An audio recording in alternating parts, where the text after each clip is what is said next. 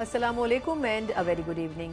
देखा जाए तो सियासी उतार चढ़ाव के हवाले से ये वक्त इंतहाई दिलचस्प मालूम होता है। एक तरफ पाकिस्तान तहरीक इंसाफ है जो कि भरपूर कोशिशों के बावजूद भी इस्टेब्लिशमेंट के लिए अपने दरवाजे नहीं खुलवा सकी। एक तरफ बात हो रही है भरपूर एहतजाज करने की, और दूसरी तरफ ये जो एक इत्तेहादी की सूरत में JUIFA के इत्तेहाद और हाथ मिलाने की मुंतजर नजर आती थी, वो ख्वाब भी शर्मिंदा ताबीर नहीं हो सका। मज़ाहिर देखा जाए तो JUIFA ने तकरीबन वही किया जिस हवाले से बहुत दिनों से प्रिडिक्ट भी किया जा रहा था, यानी अपनी अपोजिशन की जो हैसियत थी वो बरकरार रखते हुए पाकिस्तान तहरीक इंसाफ से रास्ते जुदा करने का वाज़ेह ऐलान किया गया। यकीनन पाकिस्तान तहरीक इंसाफ के लिए बड़ा अनएक्सपेक्टेड था, लेकिन अगर देखा जाए तो अब देखना होगा कि आया पाकिस्तान तहरीक इंसाफ में भी कितना दमखम है कि वो एहतजाजी तहरीक को न सिर्फ ये कि कामयाब बनाए बल्कि अपने कारकुनों को सड़कों पर भी निकाल सके। लेकिन दूसरी तरफ हम ये देख रहे हैं कि इस हवाले से पाकिस्तान पीपल्स पार्टी का जो वर्जन है वो बड़ा खामोश नजर आता है। एक तरफ पाकिस्तान पीपल्स पार्टी ने माजी में JUIFA से तवातुर से मुलाकातें की, और दूसरी तरफ जब भी उनसे कभी इस बारे में बात की गई तो यही कहा गया कि JUIFA कभी भी सड़कों पर नहीं निकलेगी। इस हवाले से समझा जा सकता है कि पाकिस्तान पीपल्स पार्टी ने जो कुछ प्रेडिक्ट किया वो 100% दुरुस्त साबित हुआ।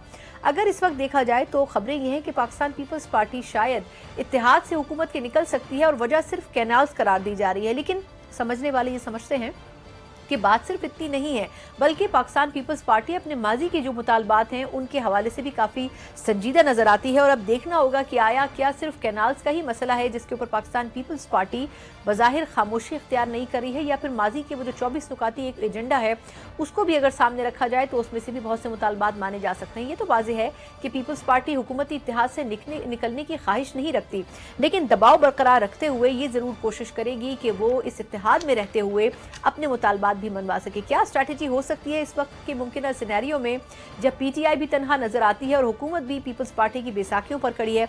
इसी पूरी सूरत हाल पर बात करने के लिए मेरे साथ पाकिस्तान पीपल्स पार्टी के न सिर्फ सीनियर रहनुमा है बल्कि मरकजी सेक्रेटरी इत्तलात भी है, नदीम अफजल चंद साहब मेरे साथ मौजूद हैं। चंद साहब, बहुत शुक्रिया सर आपके वक्त के लिए।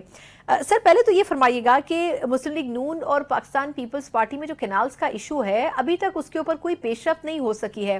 क्या कोई अंडरस्टैंडिंग बनने जा रही है दोनों तरफ से? कोई इसके ऊपर बातचीत हो सकी है? कुछ कामयाबी की कोई नवीद सुना सकें अगर? देखिए जी, हमारी रिजर्वेशन तो बिल्कुल अभी ख़त्म नहीं हुई, क्योंकि chairman Pakistan peoples party Bilawal Bhutto Zardari साहब ने जो बात की है जो पब्लिक के लिए की है। वैसे तो 1 साल से इनसे बातचीत कर रहे हैं, लेकिन पहले कैमराज के बगैर होती थी, मीटिंग अंदर होती थी, और वो उसमें किसानों का इशू, कैनाल्स का इशू, ये सारे इशूज ज़ेर बहस आते थे। और अब जाके ओपन जलसे में बात की है, पब्लिक मैसेज दिया है ताकि अवाम को भी पता चले कि हमारी कोई बात भी कर रहा है। वो कैनाल्स यकीनन सिंध का इशू है, लेकिन कैनाल्स पंजाब का भी इशू है।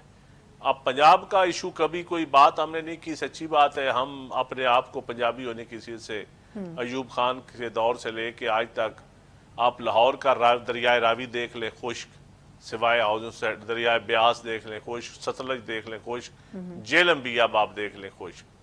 तो अगर पंजाब वाले आज तक नहीं बोले या हमारी कोई आवाज नहीं बनी, तो मैं तो शुक्रिया अदा करता हूँ सिंध वालों का, जिन्होंने कम से कम पानी का मसला उठाया, अपने दरिया की हिफाजत की बात की।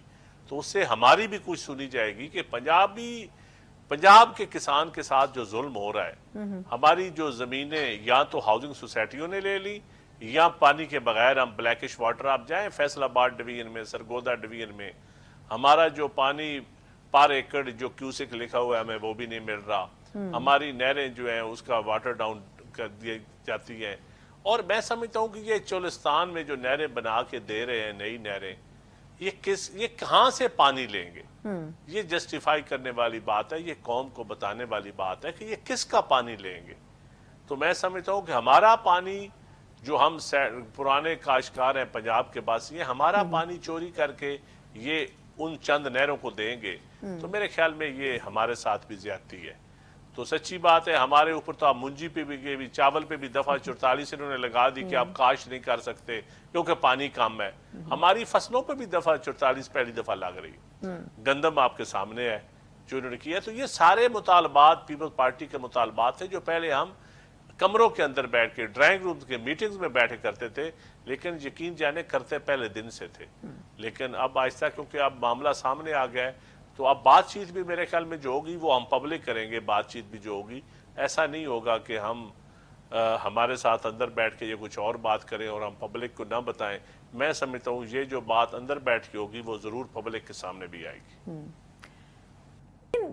چند صاحب یہ فرمائے گا کہ آج ایک بیان بھی آیا جو ہمارے وفاقی وزیر ہیں برائے آبی وسائل معین بھٹو صاحب، ان کا یہ کہنا ہے کہ گرین پاکستان منصوبہ ہے، آپ بھی بخوبی جانتے ہوں گے، تو اس کے تحت تقریباً 2 نہریں سندھ کو دی جائیں گی اور تقریباً 2 نہریں پنجاب کو اور ایک بلوچستان میں بننی ہے. اب کیا اس حوالے سے مطلب اتنی بڑی ڈیولپمنٹ ہے، اس میں ایک بیلنس رکھ کے تقسیم بھی کی گئی ہے، تو یہ فرمائے گا کہ کیا اس پہ پیپلز پارٹی کو کوئی کسی قسم کا کانفیڈنس میں لینے کی کوشش نہیں کی گئی کیا وفاق کی طرف سے؟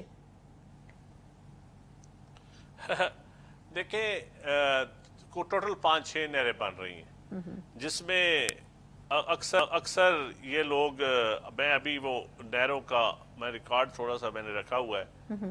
اب ایک گریٹر تھل کنال بن رہی ہے، ایک تھل کنال بن رہی ہے، ایک چشمہ رائٹ بینک بن رہا ہے کنال، ایک کچی کنال بن رہی ہے، ایک رینی کنال بن رہی ہے اور ایک چولستان کنال بن رہی ہے. اب ان سے پوچھیں یہ عوام کو پتہ ہے کہ آپ کینالز کہاں بنا رہے ہیں، کس کے لیے بنا رہے ہیں، کہاں سے پانی لائیں گے. آپ اینکر ہیں، میں ایک چھوٹا سا پولیٹیکل ورکر ہوں، مجھے تو نہیں پتا، عام عوام کو یہ کیا بتائیں گے. ریاض پیر زادہ صاحب کی سپیچ اٹھا کے دیکھ لیں جو 1.5-2 سال پہلے انہوں نے پانی کے اوپر بہاولپور کا ایک مقدمہ لڑا تھا. آپ لوگوں کی زمینوں کو آپ گرین پاکستان نہیں، یہ گریڈ پاکستان کی طرف جا رہے ہیں. اور گرین پاکستان آپ پہلے زمینوں کو بے آباد کریں. گرین پاکستان کرنا ہے تو گوجرانوالا کا جو فوڈ باسکٹ تھا وہاں ہاؤسنگ سوسائٹیاں کیوں بن رہی ہیں؟ لاہور کے آس پاس جو سبزیاں اور پھل اگتے تھے، جو لیچی کے باغ دریا کے کنارے ہوتے تھے، جو اتنا اچھا امرود ہوتا تھا، اتنی اچھی فروٹس ہوتے تھے لاہور کے آس پاس، وہاں آپ نے گرینش کے کیوں آپ نے وہاں اب ہاؤسنگ سوسائٹیاں بننے دے رہے ہیں؟ آم کے 10,000 پودے آپ نے ملتان سے اکھاڑے ہیں، وہ گرین پاکستان کے تحت اکھاڑے ہیں. آپ کس گرین پاکستان کی بات کرتے ہیں؟ آپ نے پورے پاکستان کی گرین لینڈ جو آپ اسلام آباد میں روز اور لاہور میں انڈر پاسز بنا رہے ہیں اور جتنے درخت آپ کاٹ رہے ہیں یہ گرین پاکستان کے تحت کاٹ رہے ہیں. آپ اشرافیہ کے لیے، سرمایہ دار کی سہولت کے لیے آپ ہمارا موسم کلائمیٹ چینج کو بھی کوئی اہمیت نہیں دیتے، ہمارے موسمی تبدیلی کو بھی کوئی اہمیت نہیں دیتے. درخت آپ کاٹنا انسانیت کا کاٹنا ہے.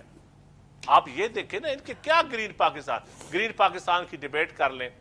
کسان کو نہ گندم خرید رہے ہیں، مہنگی کھاد دے رہے ہیں، پانی دے نہیں رہے، ٹریکٹر آپ نے 50-50 لاکھ کے کر دیے جو کبھی 5-10 لاکھ کا ہوتا تھا.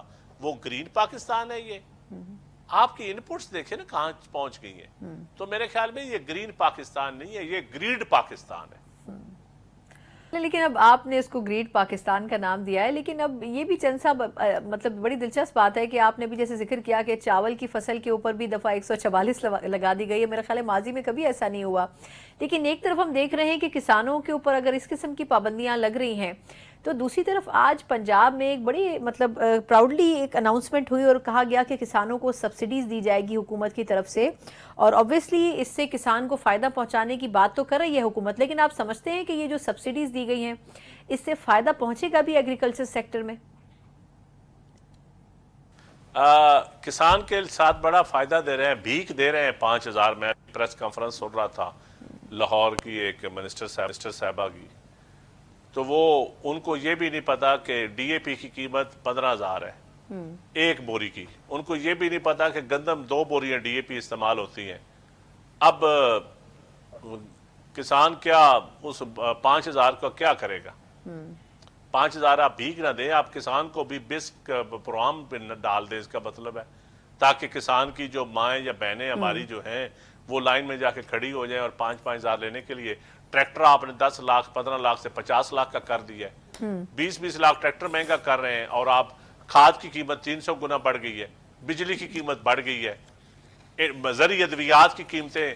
ان کو یہ بھی پتا ہے کہ پولٹرن سی کی اور بائیفینتھرین کی اور جو ہم چونا ڈالتے ہیں جو نیلت ہوتے کی کیا قیمت ہے. اب وہ نیلت ہوتے کا منسٹر صاحب آپ 5,000 کا نیلت ہوتا لیں اور وہ بانٹیں کسانوں میں کہ 5,000 میں نیلت ہوتا کتنا آتا ہے. وہ تو ایک گاؤں کے لوگوں کو بھی نیلت ہوتا نہیں پورا ہوگا، زہر ہی دینی ہے نا. 5,000 کو کیا بنے گا؟ یہ مذاق کر رہے ہیں، ہمارا مذاق اڑا رہے ہیں. 5,000 ہمارا مذاق اڑا رہے ہیں. اچھا ویسے اسی قسم کی گفتگو ندیم افضل چند صاحب جو کسان اتحاد کے سربراہ خالد کھوکھر صاحب، ان کے بھی تقریباً یہی الفاظ ہیں کہ ہمارے ساتھ مذاق نہ کیا جائے، ہمیں مزید اس قسم کی خیرات نہیں چاہیے جس کو آپ سبسڈی کا نام دے رہے ہیں.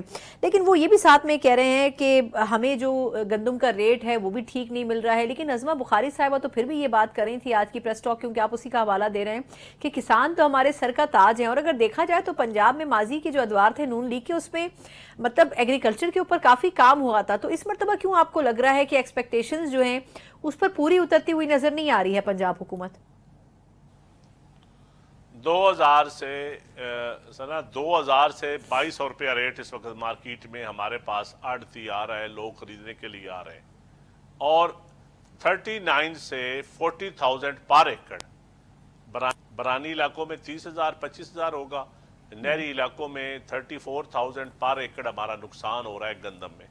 اب یہ بتائیں، پیپلز پارٹی کے دور میں 2008 سے 13 میں سرپلس گندم ہوئی تھی، ریٹ ملا تھا، اور پاکستان کی تاریخ میں پہلی دفعہ سرپلس ہوا تھا جو ہم نے گندم امپورٹ نہیں کی تھی. مشرف دور میں بھی امپورٹ ہوتی رہی اور آج تک ہم گندم امپورٹ کر رہے ہیں.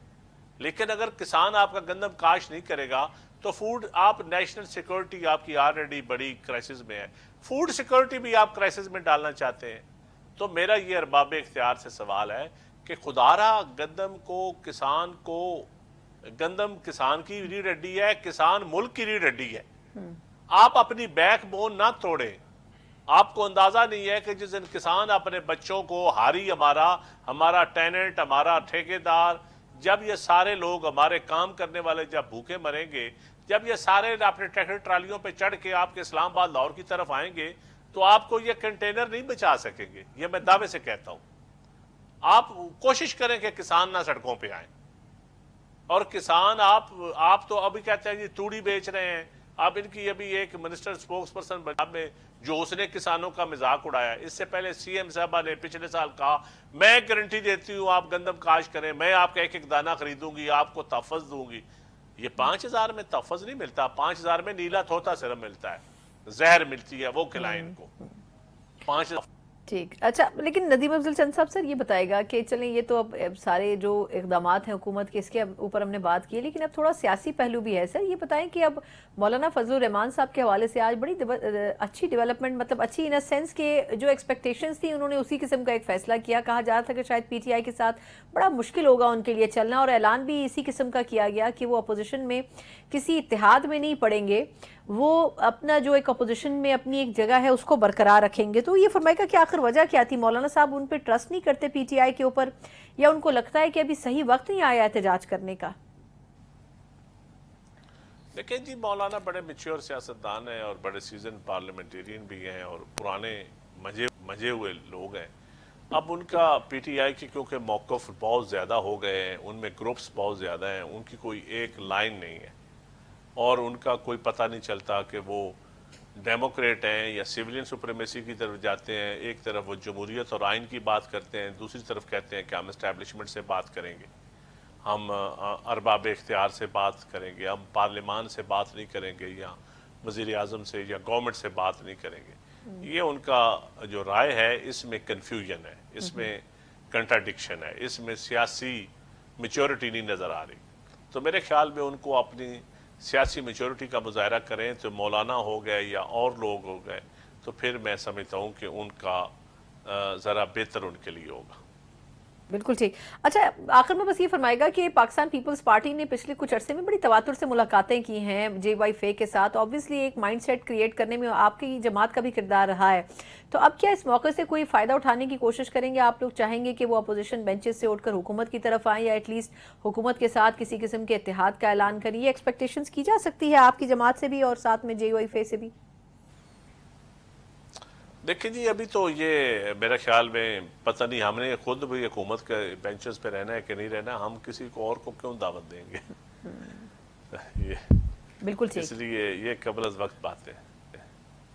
ٹھیک چلیں. بہت ندیم افضل چند صاحب مرکزی سیکرٹری اطلاعات پاکستان پیپلز پارٹی ہمارے ساتھ موجود تھے. بڑی واضح طور پر انہوں نے اپنا موقف تو دے دیا جے وائی فے کے حوالے سے، لیکن اب دیکھنا ہوگا کہ آیا جے وائی فے نے یہ فیصلہ آخر کس وجہ سے کیا ہے؟ کیا پاکستان تحریک انصاف پر بھروسہ نہیں کیا جا سکتا یا پھر اپنی احتجاجی تحریک کا کریڈٹ کسی دوسری جماعت کو دینے کے لیے جے یو آئی ایف تیار نہیں ہے؟ اس پر ان کا موقف لیں گے ایک مختصر سے وقفے کے بعد۔ بریک کے بعد ایک بار پھر آپ کو خوش آمدید کہتے ہیں۔ اور وہ خواب شرمندہ تعبیر نہیں ہو سکا جو کہ پچھلے طویل عرصے سے پاکستان تحریک انصاف دیکھ رہی تھی، اور وہ تھا کہ جے یو آئی ایف کو ایک ایسے اپوزیشن الائنس جس کو گرینڈ اپوزیشن الائنس کا نام دیا گیا تھا اس میں شامل کیا جائے۔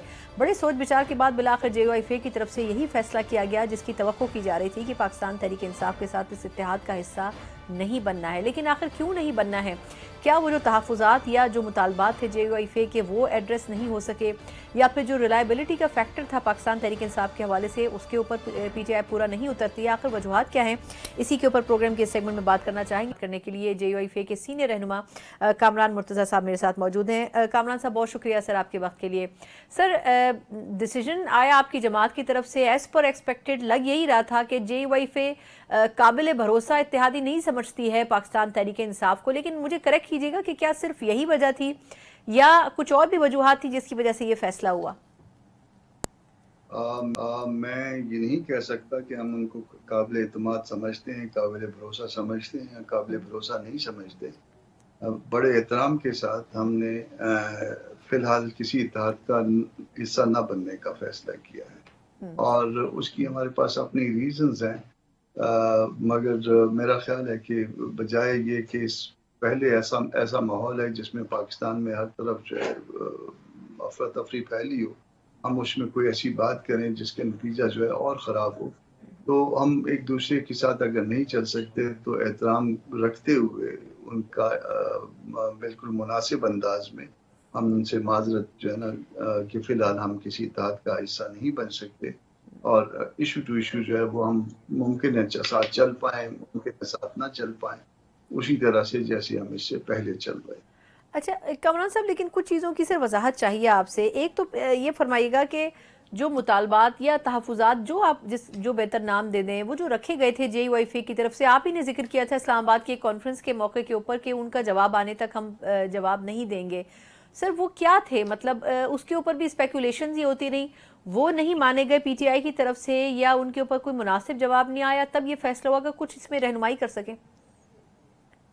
وہ باتیں تو میں شاید نہ ڈسکلوز کروں ماسوائے ایک کہ اس میں ایک بات یہ بھی تھی کہ ہم میں سے کوئی پارٹی بھی اگر اتحاد کا حصہ بنی تو وہ اسٹیبلشمنٹ یا گورنمنٹ یا کسی سے یا تیسری پارٹی سے، ایون پولیٹیکل پارٹی سے کوئی مذاکرات اپنے طور پہ اپنے تئیں انڈیپینڈنٹلی نہیں کر پائے گی۔ وہ اس اتحاد کا جو نظم ہوگا اس نظم کے نیچے جو ہے وہ جو فیصلے ہوں گے وہاں پہ کیے جائیں گے، اور زبانی طور پہ یہ بات کہی گئی تھی، میری موجودگی میں مولانا صاحب بھی بیٹھے تھے، کہ آپ کی جو کنڈیشنز ہیں وہ تقریباً ہمیں آلموسٹ جو ہے وہ ایکسیپٹیبل ہے، اور اس کے بعد پھر جو ہے وہ کئی دفعہ یہ کہا گیا مجھے بھی کہ آپ بیٹھیں باقی ساتھیوں کے ساتھ، دوسری پارٹیوں کی جو ساتھی ہیں ان کے ساتھ بیٹھ کے کوئی ڈاکومنٹ جو ہے نا وہ کوئی ڈرافٹ کرتے ہیں جو اتحاد کے حوالے سے ہوں۔ تو وہ ہمارا کہنا ہمیشہ یہی تھا کہ ایک تو ہماری جنرل کونسل جو ہے وہ اس کو ڈیسائیڈ کرے گی، اس ایشو کو جب تک وہ کوئی فیصلہ نہ کرے ہم آگے نہیں بڑھ سکتے، اور دوسرا جو ہے وہ کنڈیشنز جو کچھ بھی تھی اس کی وائلیٹ نہیں ہونا چاہیے تھا، مگر وہ درمیان میں عید کے بعد سے پھر یہ خبریں گرم ہو گئیں، کہ بلکہ خبریں گرم کیا ہو گئیں، یہ اوپنلی بھی کہا گیا۔ بالکل میں یہی کہنے والی تھی سر کہ خبریں گرم نہیں تھی، یہ تو پوری بات ہی اسپیکولیشن سے باہر نکل گئی تھی۔ بالکل ٹھنڈی ہو گئی تھی، ٹھنڈی ہو گئی تھی، بالکل صحیح کہہ رہے ہیں۔ تو پھر یہ بھی ون آف دی کنسیڈریشن کہہ سکتے ہیں کہ ہمارے جو اس میں ساتھی تھے، جو ممبرز تھے اس جنرل کونسل سیشن کے، جو ممبرز تھے ان کے ذہن میں شاید یہ بھی ہوگا کہ یہ بات جو ہے نا وہ کسی طرف سے بھی ہم اتحاد کا حصہ بن جائیں، بالکل ٹھیک، جو آگے پیچھے ہو جائے۔ اچھا یہ بتائیے گا سر کہ چلیں یہ تو واضح ہو گیا کہ یہ آپ نے جو ایک بات کہی یہی میرا خیال ہے کہ اس کا لب لباب، اس کا مقصد یہی ہو گیا کہ کلیئرٹی آپ لوگوں کو بھی ہو گئی تھی، لیکن اب یہ نہیں پتا کہ جے یو آئی ایف اپوزیشن میں تو بیٹھ رہی ہے، لیکن اب ان کی اپنی حکمت عملی کیا ہوگی؟ کیونکہ آپ کی طرف سے بھی بات کی گئی تھی احتجاجی تحریک چلانے کی، تو اس کا کیا سٹیٹس ہوگا؟ میدان گرم، ہم نے یہ کہا تھا کہ ایوان نہیں میدان، اور میدان کو گرم کرنے کی بات کی تھی اور تحریک چلانے کی بات کی تھی. تو میدان گرم کرنے کی بات آپ نے یہ 2 جلسوں میں تو دیکھ لی ہوگی کہ میدان جو ہے وہ بین الاقوامی ایشوز پہ، غزہ کے ایشو پہ، فلسطین کے ایشو پہ، اسرائیل کی جہریت پہ ہم نے تونسے میں جو ہے نا بڑا ایک کامیاب جلسہ کیا، پھر کراچی میں ایک بہت کامیاب جلسہ کیا. 27 تاریخ کو انشاءاللہ تعالیٰ جو ہے وہ لاہور میں ہے، اور مئی کے شروع میں جو ہے یا مئی میں تقریباً یہ پشاور میں ہے، اور دن کوئٹہ. تو یہ ہم نے معاملات شروع کر دیے ہیں. پھر ہمارا اپنا تحریک چلانے کا ایک انداز ہوتا ہے، اس میں ہم بین الاقوامی ایشوز بھی لائیں گے، ملکی ایشوز بھی اس میں ہوں گے، مگر وہ معاملات ہمارے پارٹ پہ شروع ہو چکے ہیں. 2 جلسے آپ کے سامنے. صحیح. اچھا یہ فرمائے گا کہ کینالز کے حوالے سے آپ کی جماعت نے بڑا ایک کلیئر موقف اپنایا ہے جو سندھ میں بننے جا رہی ہیں، اس کے اوپر پیپلز پارٹی کی بھی تحفظات ہیں، لیکن اب کہا یہ جا رہا ہے کہ شاید وفاق پیپلز پارٹی کو کنونس کرنے کی کوشش کرے گا، لیکن جس طرح پی ٹی آئی نے بھی اس حوالے سے قرارداد جمع کروائی، آپ کی جماعت بھی احتجاج کر رہی ہے، تو آپ کیا کہیں گے کہ کیا اس پر کوئی جے یو آئی فے بھی اپنا موقف سامنے رکھنا چاہے گی؟ کیونکہ اگر وہ دونوں جماعتیں یعنی وفاق اور سندھ دونوں ایگری ہو جاتے ہیں تو پھر آپ کی جماعت کا سٹانس کیا ہوگا؟ کنال کے حوالے سے ہماری نہ صرف قرارداد جمع ہے بلکہ وہ ایڈمٹ بھی ہو چکی ہے بحث کے لیے سینیٹ میں. اور پی ٹی آئی کا ہمیں نہیں پتا کہ ان کی کوئی قرارداد جمع ہوئی ہے تو کب جمع ہوئی ہے، یا وہ ایڈمٹ ہو چکی ہے بحث کے لیے یا نہیں.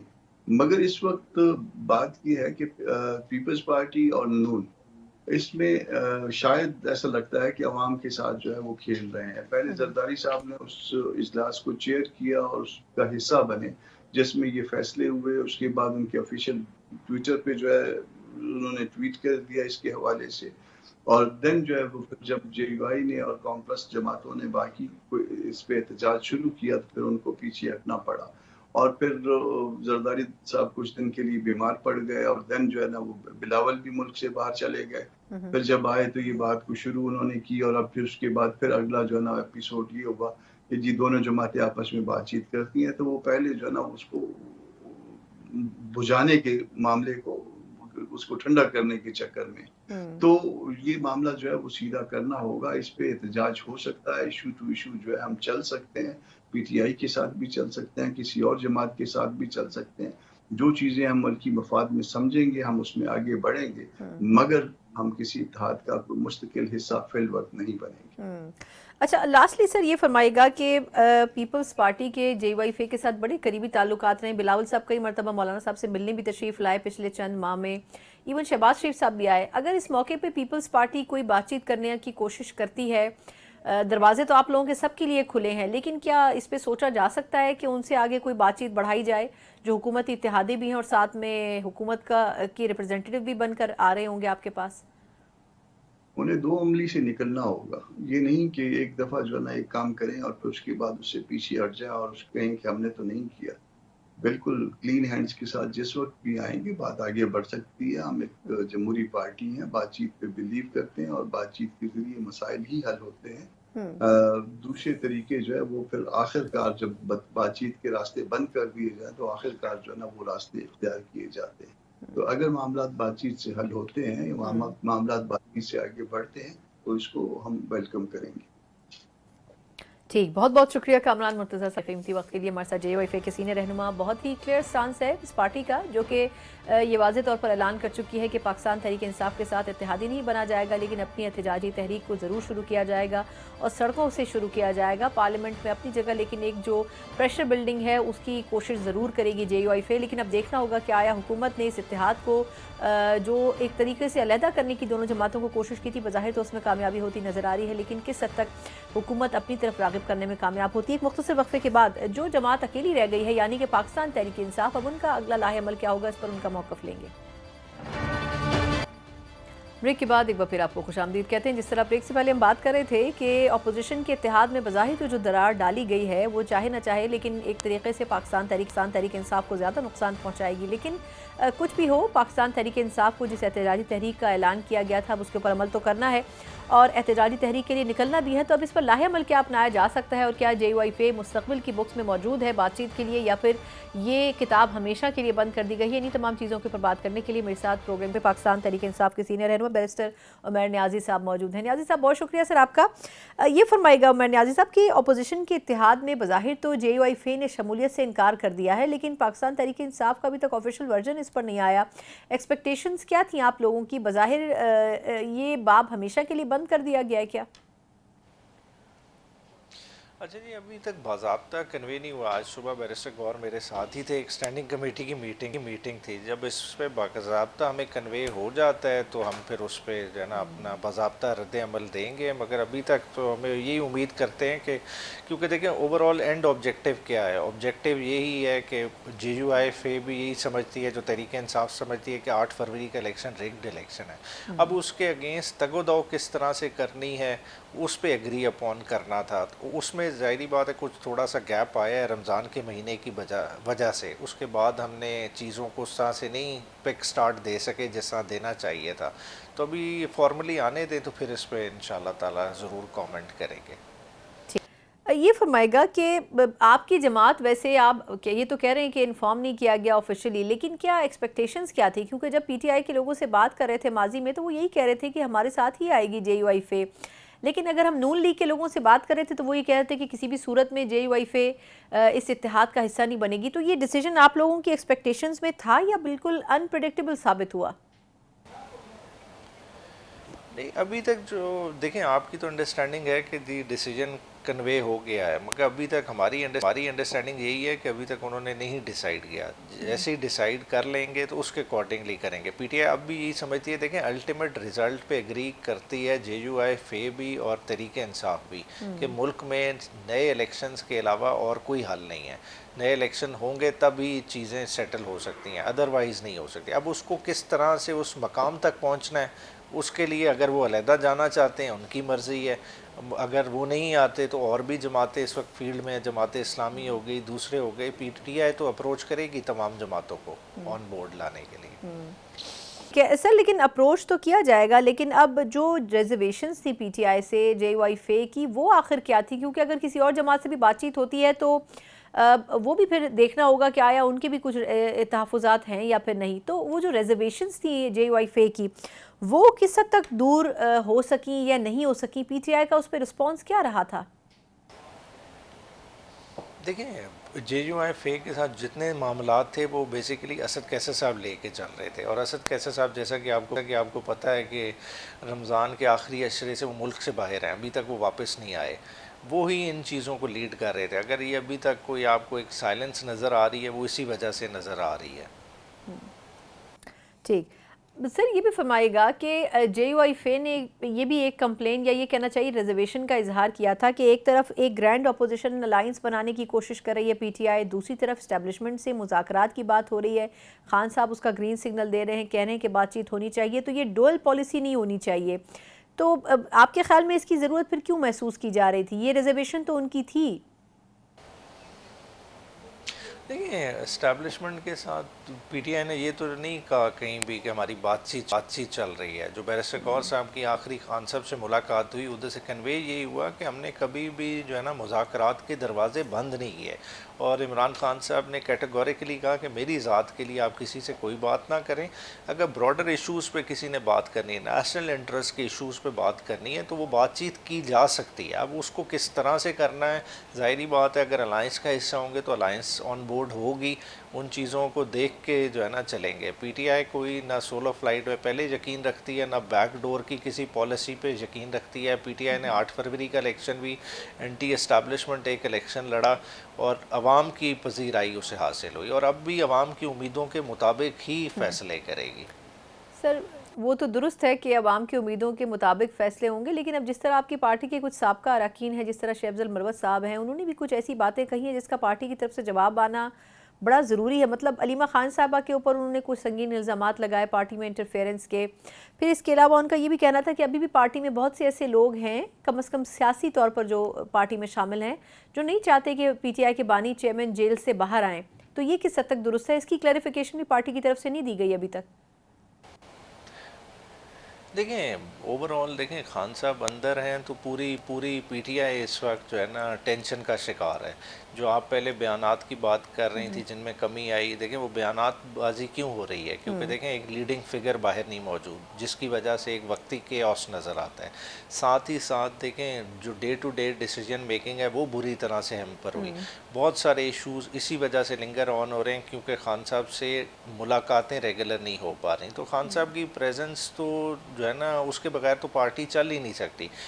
جو انڈیویجول انٹرسٹ کی بات کریں، دیکھیں انڈیویجول انٹرسٹ کس کا اس طرح کا ہو سکتا ہے؟ دیکھیں عمران خان اندر ہیں تو پارٹی اس وقت زیر عتاب ہے. زیر عتاب ہونے کی وجہ سے کیا ہو رہا ہے کہ ورکر کو بھی مار پڑ رہی ہے، لیڈرشپ کو بھی مار پڑ رہی ہے. لیڈرشپ کی تو یہ صورتحال ہے کہ ایک کسی میٹنگ میں کوئی سوال کر لیا جائے تو وہ ناگوار گزرتا ہے، لوگوں کے بجلی کے میٹر اتر جاتے ہیں. تو اس طرح کی صورتحال میں نہیں سمجھتا کہ جو ہے نا کوئی بھی خان صاحب کی لائن سے ہٹ کے سوچ رہا ہے، اور کسی کا مفاد اس طرح کا ہے کہ خان صاحب اندر رہیں اور وہ سروائیو کر جائیں.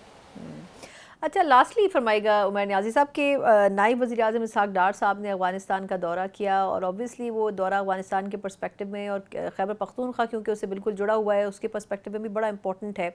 تو جو خیبر پختونخوا کے ترجمان ہیں بیرسٹر سیف صاحب، ان کا یہ کہنا تھا کہ صوبے کو اس پہ اعتماد میں نہیں لیا گیا اور بڑا ضروری تھا کہ صوبہ بھی آن بورڈ ہوتا. یہ فرمائے گا کہ کیا وجہ ہوگی آپ کے خیال میں کہ وفاق کی طرف سے اعتماد میں نہیں لیا گیا خیبر پختونخوا کو؟